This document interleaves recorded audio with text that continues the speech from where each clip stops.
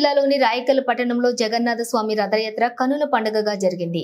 ఈ రథయాత్రను చూడటానికి చుట్టుపక్కల గ్రామ ప్రజలు వేల సంఖ్యలో తరలివచ్చారు. గోవింద గోవింద హరే కృష్ణ హరే రామ అని నామస్మరణ మధ్య ఊరేగింపు జరిగింది.